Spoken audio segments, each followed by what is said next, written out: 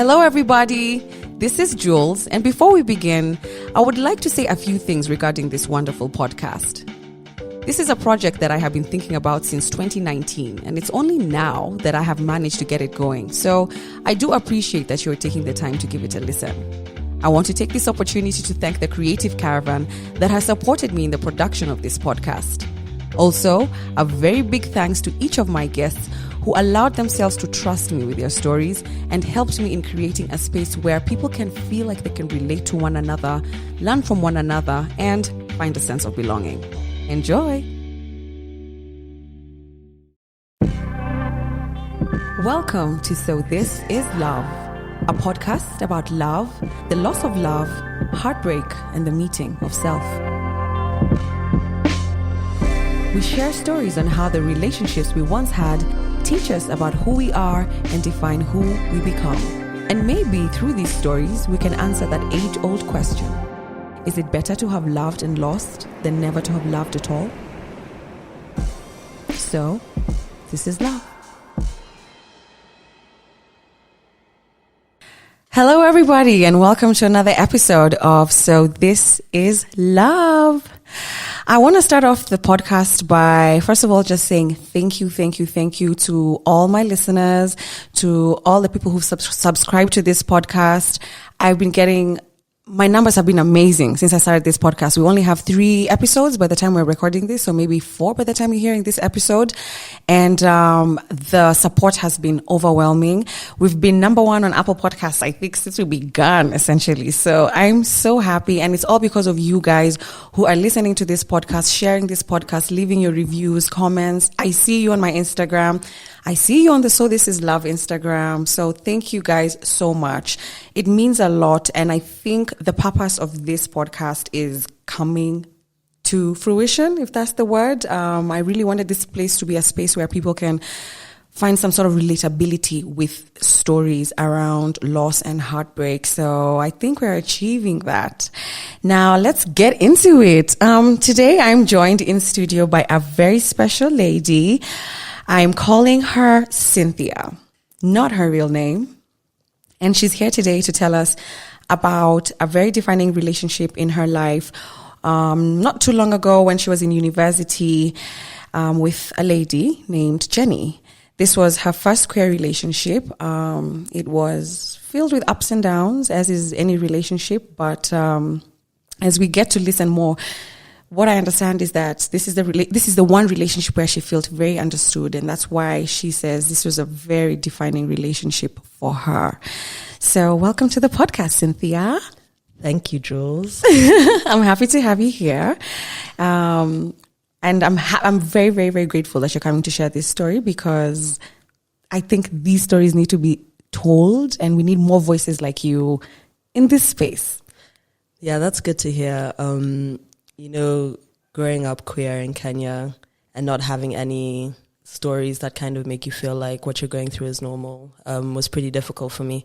So here to help where I can. Yeah. Yes, and share my experience to see how it can benefit others. I love it. Thank you so much. I want us to just start from the beginning. How did you and Jenny meet? So I met Jenny in 2015.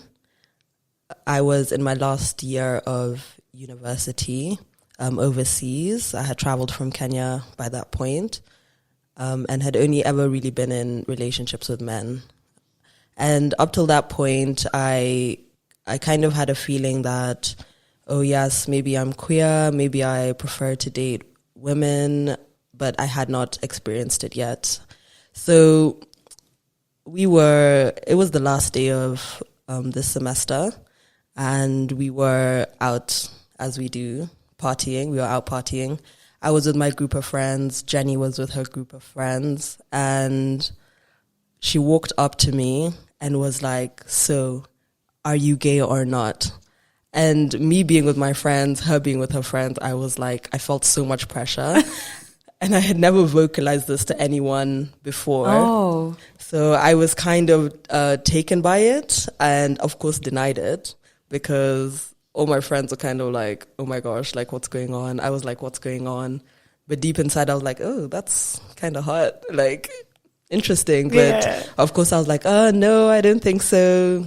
Didn't really entertain the conversation, but definitely was thinking about it the whole night. Went back to my dorm room that night, of course, like trying to, because we were in the same school, but we had never been in the same, I guess, social groups. So I didn't know her Facebook. I didn't know her. I think it was really, maybe Instagram, but Facebook was really the thing around the time. But I didn't have any understanding of who she, like how to find her. So I kind of looked a bit. I think we had a mutual friend, and I found her and I messaged her.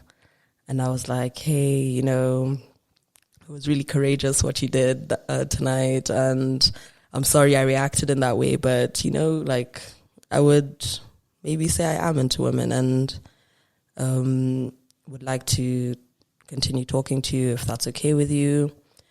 And as it was the last day of school, it was literally the day before everybody was kind of flying out, going to do their own things. And as if I remember correctly, she was doing her master's. She was a couple of years older than me, and she was actually done. She was going to work in a nearby town from where our university was, like an hour away, and I was coming back for my last few terms. So we kind of started chatting. I went to see my family in another country. I can't remember where Jenny went, but I think maybe she had gone to where she was working and started working.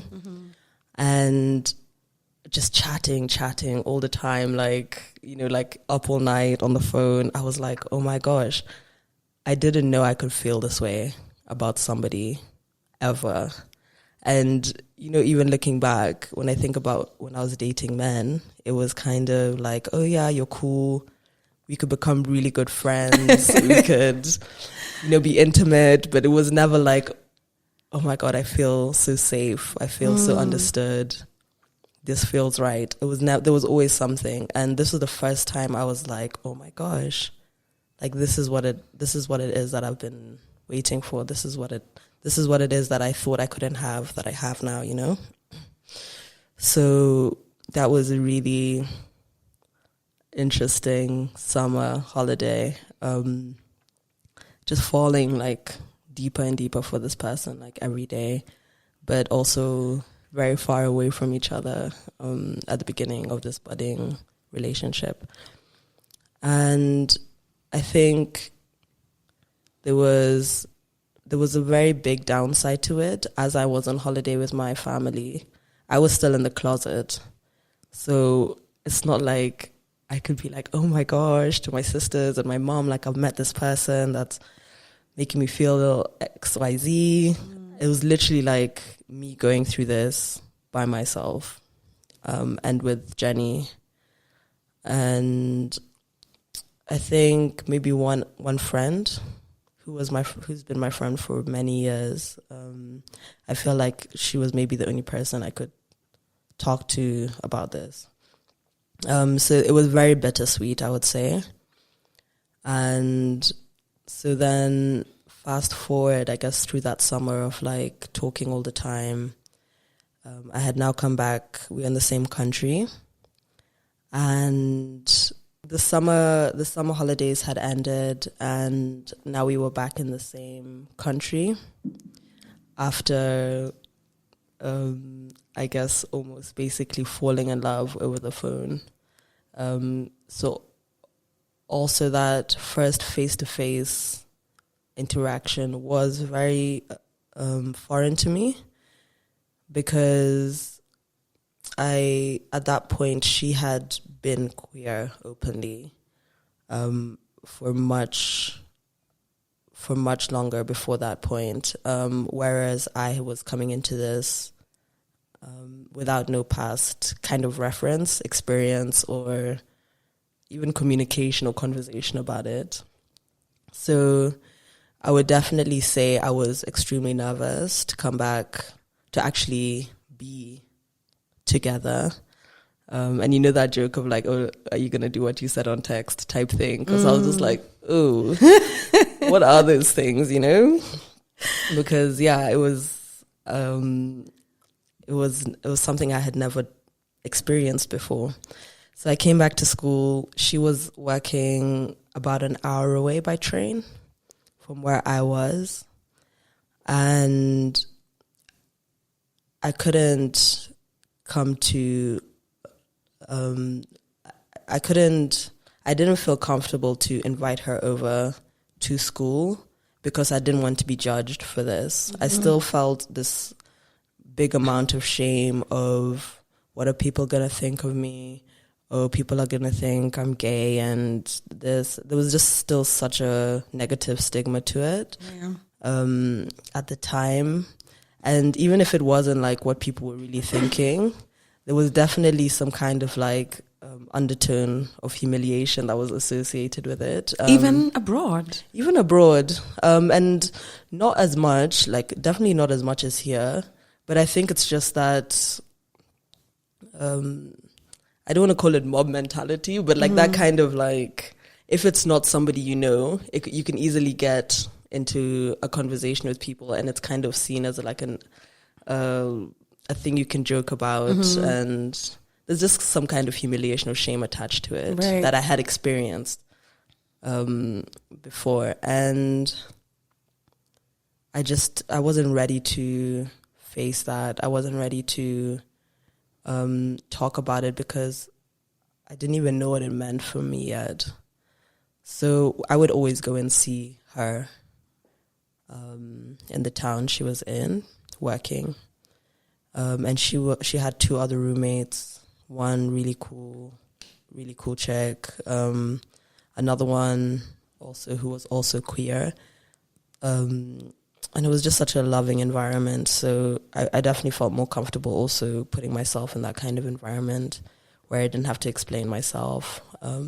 It was kind of, it was kind of homey. Like, you come and everyone's like, hey, how are you? And then like, you cook together, you chill together. And it just made me feel a lot safer to be there than start to figure out the logistics of what I would have to do if she came into my space, which is kind of, silly thinking back on it. But how was it when you first met after now, like the face-to-face, that initial like, okay, so I guess we're gonna...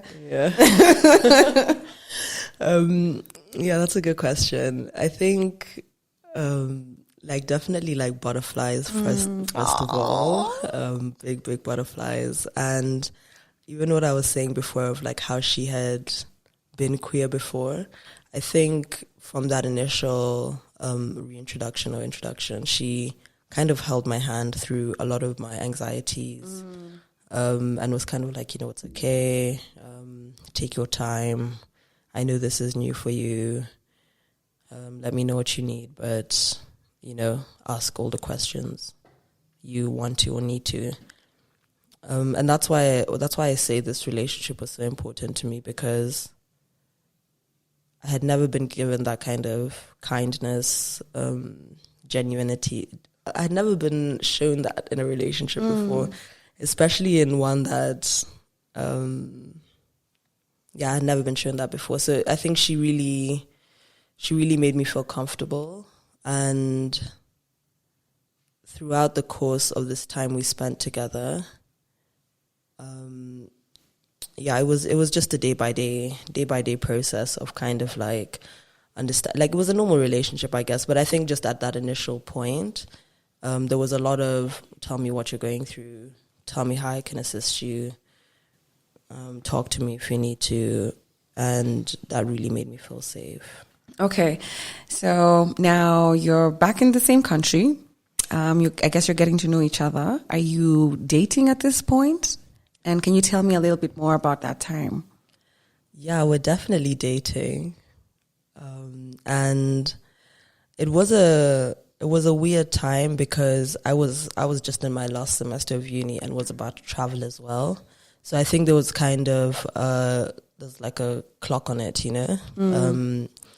because I think I was traveling to work in the States after that, and just this kind of idea of the distance coming, and we both kind of had this mentality of like, this will be fun while it lasts, let's enjoy it while it lasts. And I think that's how we treated it, the relationship. So it was kind of like 3 months of like really being invested in each other, really learning a lot about each other.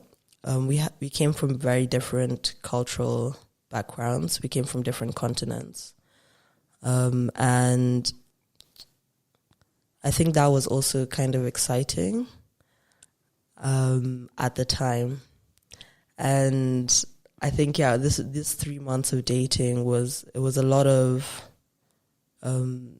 just experiencing life together, really. I was going there every weekend to see her. We would do like outdoor activities. We would go and eat. We would show each other things. We would teach each other things about our culture. And it was just so fun and loving, you know. I think it's only because this relationship lasted, I think, on and off from 2015 until 2018. So even when I'm explaining this to you, it's kind of like, I tell you, I'm saying it like at the time it was like this because it wasn't always like that. Although this is something I do cherish about that moment in time. And I think that just the nature of it being my first queer relationship, I do appreciate that it was kind of taken with that lightness, right? You know, rather than it being like, oh my God, we're queer and we have to do this and go by these rules. You know what I mean? There's kind of like stigma of like we need to put ourselves in this box and abide by these rules and not show affection in public because who knows? Like we had the privilege of being in, I think, a location where it was legal to be gay, right? And I'm happy we were able to exercise our love in that way. So it's a time I do cherish for sure. Okay. So you said you're on and off 2015 to 2018, mostly good and mostly bad. And we're getting into the next part of it, I'm guessing. When did you know that you were in trouble, or when did you start to see some signs of trouble? I think after that kind of 3 months together, and when I did eventually move to work in the States, I think we had wanted it to just be like a breakup and we kind of just move on. But, you know, the kind of feelings, and we did love each other at that point, that had come up, made it very hard for us to forget about each other. And the fact that we did decide to end the relationship there, it left a lot of room for us to pop up into each other's lives again. So we did break up for, could say, maybe like 6 to 7 months. I moved to the States. I worked there. Even started seeing men again, to be honest, just because I was still in the closet. I was still hiding. I was still... and, you know, there's also this thing of, like, trying to look for women, like, when you're queer. Yeah. And, like, you're overseas. And, like, you just don't... Like, I just was never lucky enough to find them or go to gay clubs or... I don't know. There was something I was never able to unlock in this queer life. Okay. Is it because maybe it was easier? Because Jenny is the one who was kind of, like, holding your hand... And then now maybe going into a new country is like, now am I the one who's going to go up to women like, hi? Yeah. I guess so. It was just like, I think it was so easy with Jenny because I didn't have to do any of the work in the introductory phase. But like now it was kind of like I knew this thing about myself, but I didn't know how to be the one to open that door, you know? Yeah. Like, yeah, I don't feel like I had the confidence in me at that time of like me being able to go up to someone and being like, so are you queer? Are you into girls? Like I was definitely not there yet. And that put me back. Like, you know, I was like stepping out the closet there and then like I just stepped back in. Yeah. So I think for me, like this is kind of where I feel like it got a bit toxic because even for me, maybe I did understand that me and Jenny decided to break it off, but maybe it was a bit selfish of me to continue trying to be with Jenny because of that safety that she gave me, that love she gave me, and she just made it so easy for me to be who I was. And I think as time passed and that was not the plan, or that's not what we discussed, I think I still tried to make it work, Mm-hmm. So I think that would definitely be the tipping point, one would say, of when it became something natural to when it became something kind of a bit extra, Yeah. Yeah. Like I mentioned to you earlier, there's a lot of travel because of the type of work I was doing. But then I moved back to... No, I didn't move back. I moved to the continent that she was from. I got a position to work there for, I guess, a year and a half. And I would say this is when I probably made the worst move ever. Okay. In terms of my life and maybe the relationship. But so we had broken up, and then I moved to her continent. She had moved back home, and I messaged her and I was like, so I'm gonna work here, in this country nearby yours. Why don't you apply for a job and come work in the same place? And why don't we try do this again? So already I had kind of maybe created this fantasy of, oh yeah, we can work together, both make money, both make a living, and live together and support ourselves and see where this goes, type thing. And before that, we both had some time off, so we went on holiday together. And I think this is when we really were like, oh my God, we really do love each other, Let's move to this country together. Let's try to look for a job for you, and let's try and make this work. And oh my God, there was like so much stuff that I was carrying at that time. Like I was not mentally not in a good place, I was kind of promising all these things when in fact at the end of the day I was not able to even fulfill half the things that I was promising, So at the point where I moved and I started working, and she found a job and started working, and we were living together, how big is all of that? Mm-hmm. And I was not even like in a mental state or like emotional state to be doing any of this. At the same time, in the closet with my family. And I really want to say this because it was really painful for me. But like, even I have like two sisters who I'm very close with. And I think that was the most painful part, because it's not even about like being in the closet to your parents. It wasn't about being in the closet to my parents for me. It was about not being able to share this with my sisters, mm-hmm. the people who were closest to me. And that was really weighing on me as well, I think apart from one friend, like nobody knew I was living in this country. People knew I was living. People knew I was living there and working, but people had no idea that I was like living with my girlfriend mm-hmm. at the time, And it was weighing heavy on you. It was weighing extremely heavy on me, because you can't, like even when I'm talking to my mom, like, oh yeah, I found this apartment. I'm moving in next month. Like, I'm lying to her, Yeah. I'm not like, me and my girlfriend found this place. We've decided to live together. We're so in love. And we're splitting even the rent. Things like that. It's kind of like you're really hiding a big part of yourself to a lot of people you hold dear. And it's just like the lies start to pile up.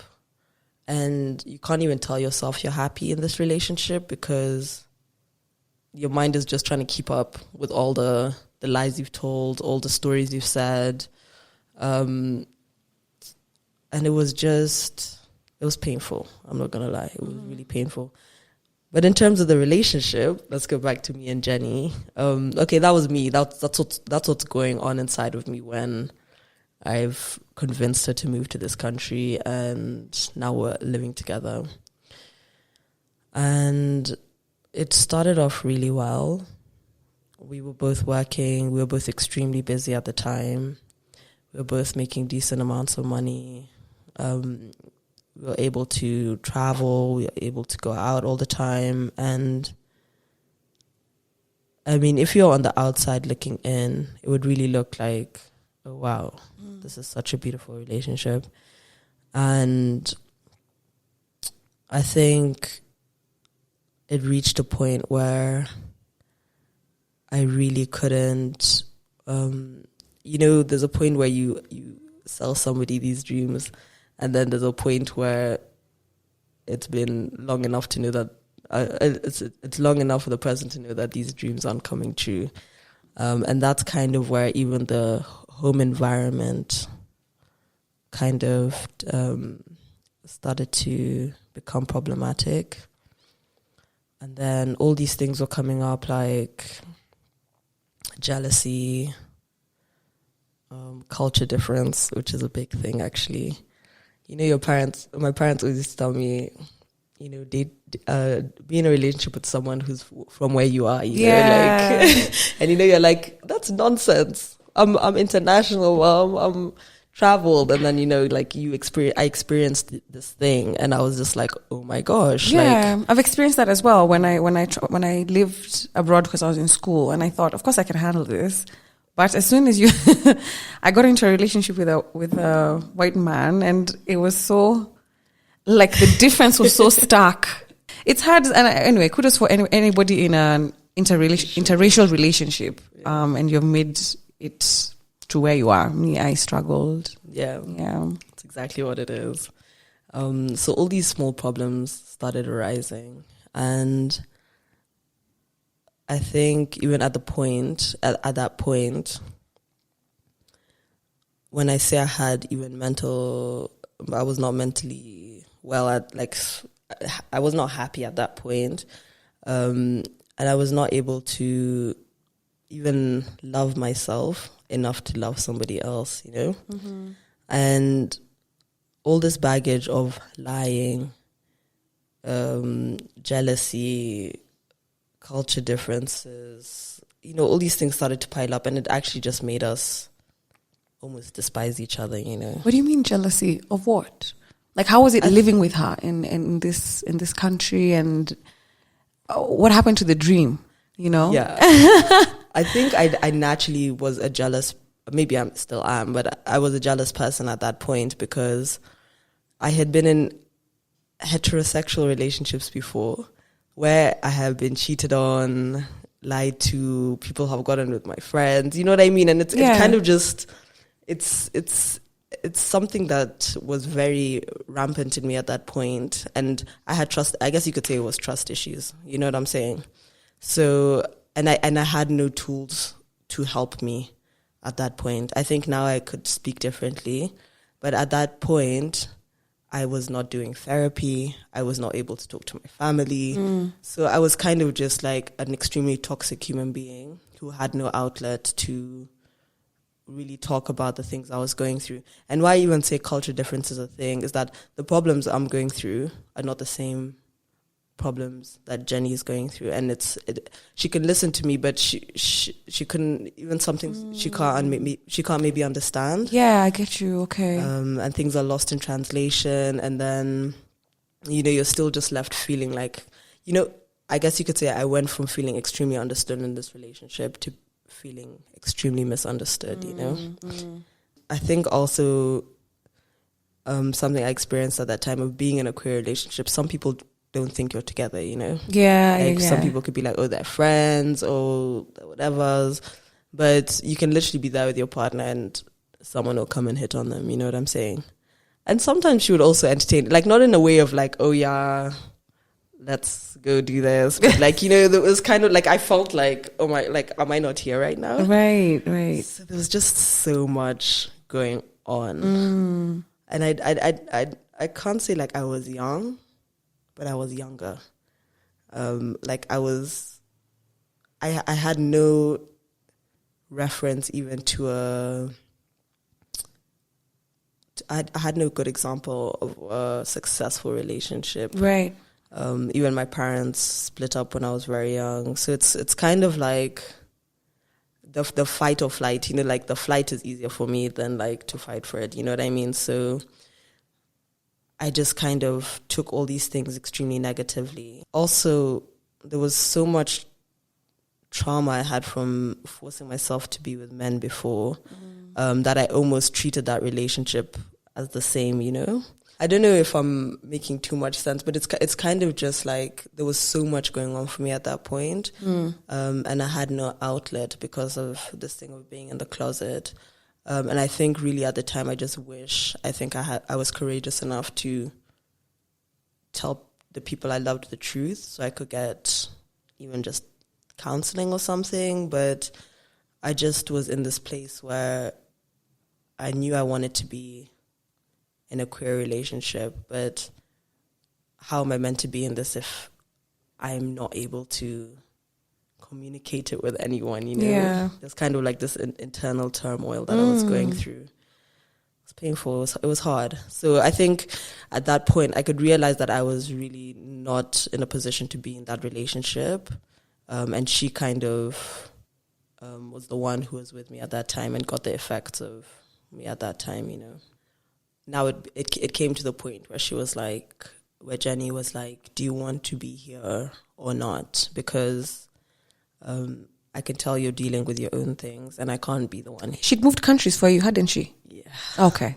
Wow. That's why I say that was the worst decision I made, because, you know, it's one thing for somebody to already be there, but once you've sold someone all these dreams and then you turn out to be, I think, just maybe a different person that you were at the time when you were selling those dreams, it's like really painful to see what the other person is going through, you know. So for her, she was like, do you want to be here or not? Like, I'm not here for the BS, you know. And I completely understood that. And I would go days without talking to her. You know, like I was just in such a bad place that there was no way this relationship could go other than it ending, you know. Right. So you said you feel like you were a bit toxic towards her? Yeah. Or in the relationship? Yeah, definitely. Definitely. Like I could not listen. I could not sit down and hear, you know, what she was telling me. My problems were more important than her problems. You know what I'm saying? Like, I was not fun to be around, let's say, you know. And it's all this woe me, but, you know, if someone's also trying to help you through that, it was all this woe me, and if someone's really trying to be there for you and you're not letting them, I think that's when I would say I was definitely extremely toxic. Okay. At that point. So after maybe, I think we lived together for a good 6 to 7 months.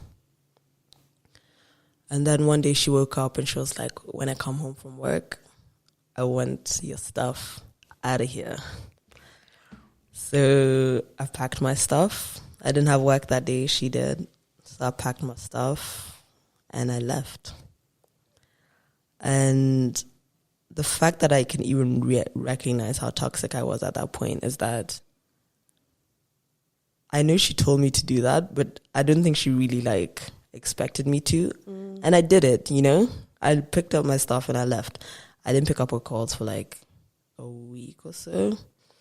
So even for her, she was like worried. She was like, what's going on? But I mean, it was definitely cold, but it really did bring an end to this really unhealthy, problematic relationship that beautiful story I told you at the beginning had come to. Oh, man. Yeah, so I moved out. We both still had to finish our contracts. So we both still lived in the same city. but we had the same friend group. Oh my God. Oh, and like right after we had broken up, my mom came to visit me. In your new house? In my new house. So I feel like even the fact that the relationship ended there, like I think I was also like a small part of me was happy because I was like, oh my God, my mom is coming. Yeah. I don't have to explain to her, or I don't have to tell my girlfriend to move out for like a week. Oh my God, the closet. It's the most ghetto place to be in, I tell you. And yeah, so my mom came to visit me, my sister, my cousin came to visit me. Oh, did your sisters know? You hadn't told anybody at this point? I hadn't told anyone at this point. I did come out to everybody not long after that. But at this point, I was like, because all the lies, you know, I told them all the lies in the world that there's no way I could be like, oh yeah, psych, I'm living with this girl for the past 7 months. Hey, so it was just, I was still keeping up with all these lies. Yeah. So still not mentally in a I think good place. that stuff was eating you up. It ate me. Breakfast, lunch, and dinner, man. So Jenny and I didn't speak for about a week. She eventually found out where I had moved to. So she did come and was kind of like, what the hell, you know? Like, how do you just disappear like that? Like, I know I said what I said, but I was worried about you, you know? Mm-hmm. And for me, I was kind of just like, whatever. You know, like I didn't have a good attitude about it at all. I was kind of just like, you said what you said and, you know, let's break up. I think at that point, I was really ready to break up with her because it was not a fun, like there was nothing fun about what we were up to at that point. And I think also part of me knew that I was doing her more of a favor than I was doing me because, you know, there's also this thing of somebody wanting to stay in a relationship that may not be favorable to them. Mm-hmm. You know what I mean? And I really felt like that's not even where I was heading towards, like that's almost where we were at, you know? So it was hard for both of us. We had, like I said, we had the same friends group, so people were hanging out with us, hanging out with me on Saturday, hanging out with her on Sunday. It was really awkward, you know? And I just decided, let this go. You've already done enough damage. Like, just move on. And then after that, I had the opportunity to extend my contract for 1 more year. And I decided not to. So I came back to Kenya. And yeah, since then, there's just been really, maybe like an email here or there. But there really hasn't been much contact. And probably for the better. Mm-hmm. You know that thing of like, I think even, I mean, now it would be okay if we spoke because we both moved on. But you know that thing of like going back to your ex so many times? Like, I feel like we really had that effect on each other. And I'm not like into astrology like that, but we're both the same star sign. Okay. And we're just so similar that we could really... You get sucked back in. Yeah. Actually, so I think that cutthroat, like cold turkey mentality was the only thing that could save us then because we were really ready to come back, do tomfoolery again. You know what I mean? So I think I really understood that, and I was just like, take care of yourself for a bit, take some time off. What is being queer? What are you? What do you identify as?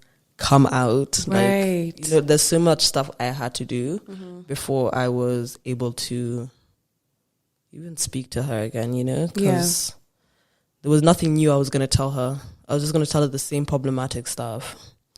So I really, it's like almost like switching off your phone. Like I just disconnected, not only from her, just from like a lot of things in my life because I needed to uncover all that stuff about me. Okay, so after all of that, it was not long after until I came out of the closet to my loved ones, meaning my mother and my 2 sisters and my cousins, who I would consider my brothers and sisters. Mm-hmm. When I came out to my mom, she was like, oh my goodness, because she knew how bad I was, like the state I was in emotionally, mentally, from just having all this stuff locked inside of me. She was just like, okay, you're gay. I really don't want to be the type of parent that allows that kid to go through all this pain just because they feel like they can't share something with me. And of course I cried my eyes out, because I was just like, what the hell? Like, how the hell did I put myself, and not only myself, Jenny, through all this toxicity and problems, because I didn't think people would understand me. And it was an easy thing for me as a queer person to believe, because you hear all these stories where people are kicked out of their houses, beaten. There's just so much bad stuff that happens to queer people all over the world. But I mean, I can only speak for Kenya, because that's what I've experienced. And to be met with that kindness, it changed my whole life, really. And now that I'm open and in a healthy relationship now, I just really think that it was impossible for me to be that person in my relationship with Jenny, because I didn't love myself. You know what I mean? Like, I had so much shame that I started to dislike myself. You know what I'm saying? And that saying of like, water your own grass before you try to water anyone else's. Like, it was a drought, bro. Like, my grass was non-existent, Yeah. So how was I there trying to potentially start this life with a whole other individual, when I didn't even know what type of person I was, Although in hindsight, I mean, I'm not proud of the things I did in that relationship and the way I acted, but I'm really grateful. It taught me so much stuff, It taught me that I must love myself before I love anybody else. And it taught me about same-sex relationships. Yeah. And how much understanding, there was so much understanding I was looking for that I was able to get from another woman, I thought there was something wrong with me in my heterosexual relationships. And that if that person did not walk up to me and ask me, are you gay or not? Like, I'm sure I would have come out, but I don't know where I don't know where I'd be right now. But I'm grateful for Jenny, because she really gave me some sort of courage about me being queer that I didn't know existed, I want to talk a little bit about coming out, because I think this is a very important conversation. I'm not trying to make you the poster child for queer relationships, but you said you didn't expect the kind of reaction that your family had when you came out to them. What was their reaction? Yeah, so I think the important thing is to say that everybody's experience coming out is very different. For me, I was in a counseling session. And I can't believe I did this to my mother, but I wouldn't necessarily say, Mom. I didn't necessarily say, Mom, I'm into women, I'm gay. I read her a whole story about me and Jenny. And I'm looking at my mom as the story is going on. Because my counselor was basically like, you need to, are you ready to do this? You need to do it. I read her out this whole thing, and it was just like, yeah, I lived with this woman who was my girlfriend. We dated for this period of time, and the look on my mom's face was just, she was shocked. I think it hurt her more that I had lied to her about everything. And then, of course, on top of that, that I was gay and that she had never even once thought that that was something I was, which is very funny because out of all the people I've come out to, there's only one person who's my cousin who was like, oh yeah, I knew. My sisters even were like, oh yeah, maybe, but not so much. But like, you know what I mean? It's like, oh damn, I really played that off really well. Like, yeah. I was a straight girl and people got it. So yeah, my mom's face just kept on getting more and more shocked as I went through the story, and that's when she told me what I had said before of, you know what, like, I wouldn't want you to go through as much pain as you were going through just because you couldn't share this with me. Okay. And that was the moment I was like, oh my God, like, I'm out. And that was just like probably the most healing conversation of my life. After that, I came out to my sisters, who were just like, cool, yeah, we love you all the same. And I think a conversation I also had with my mom was like, yeah, you know, I'm not here to go tell all the people you don't want to tell. Like, I know this about you. If you decide who you want to tell and you go and tell those people, because yeah, she was just like, I ain't trying to like have that conversation with people as well, you know? So it's kind of like, it's hard in that way because you have to really think about who do you want to tell this to and who is not worth telling it to. Yeah. And not in a bad way, but like my grandmother. Like, I'm not gonna go and tell her stuff that she's just not gonna understand, and stuff that's going to really just stress her out. You know what I'm saying? Yeah, yeah. So there's certain decisions I've had to make, which which are not easy because I'm extremely close to my grandmother. As I had mentioned before, like, my mom and dad split when I was very young. And my dad is not as present in my life, so I came out to him like 3 months ago from this date, and I was like, "Hey, Dad. So I'd like to introduce you to my partner." And then he was like, "Come through." And then I was like, "It's a woman, by the way." And he was like, "So I'm not sure how people will take it, so maybe don't, you know?"